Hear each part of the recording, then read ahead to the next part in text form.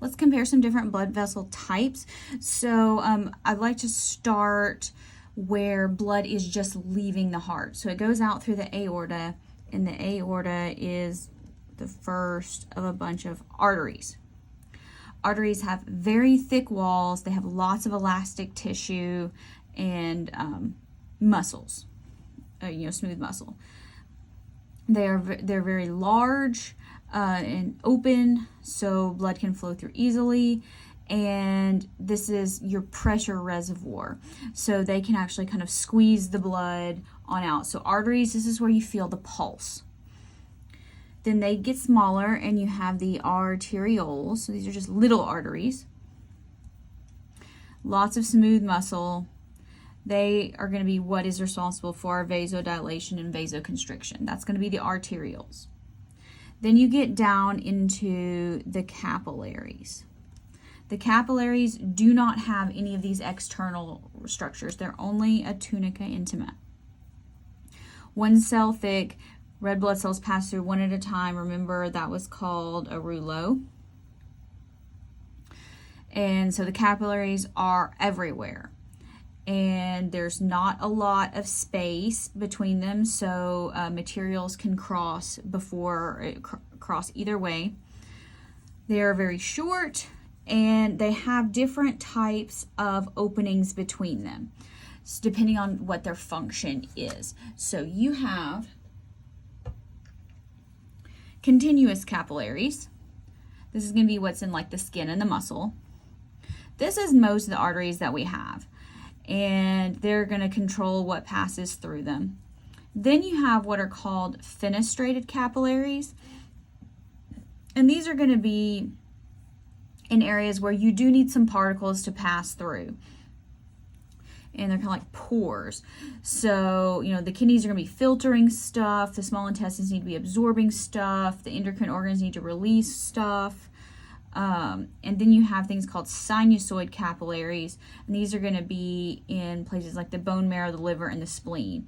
And so they have pretty large openings, so things can get through. Because remember, all of our blood cells are made in the bone marrow, so that means they need to be able to get out of the bone marrow into the circulation.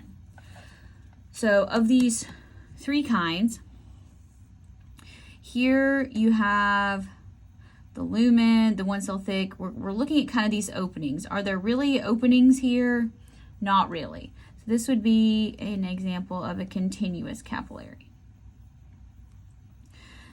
Contrast that with this one. Do you see how there's a really large openings? It's really kind of a broken vessel. So this is going to be a sinusoid. Remember, sinus means an opening.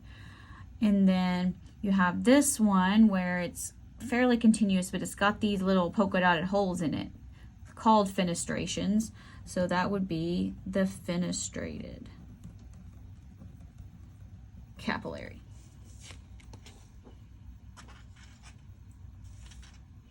All right, so go ahead and turn the page. And we're going to label this network here.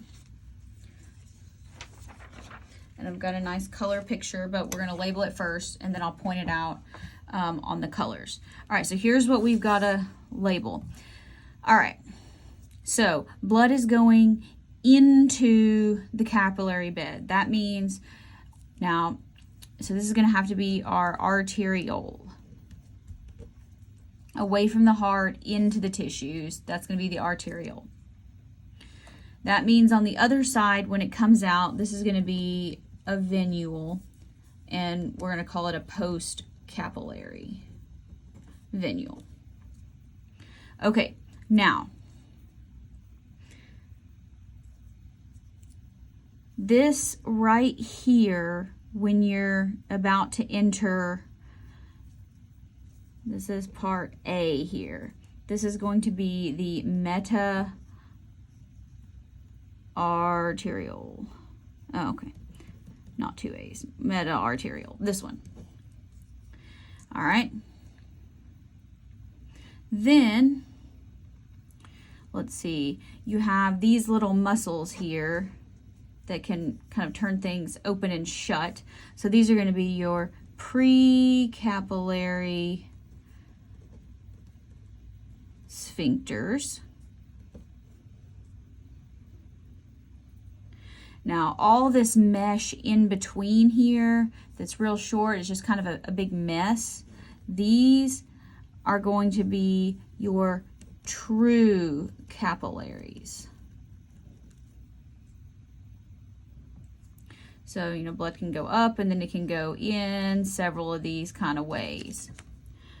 And then you can also see how there's a path where, now there's not sphincters drawn on all of these, but that does happen in the body, where all of these can be closed, so you can close off a capillary bed. In that case, the blood just goes straight through here without getting lost in the actual capillary bed.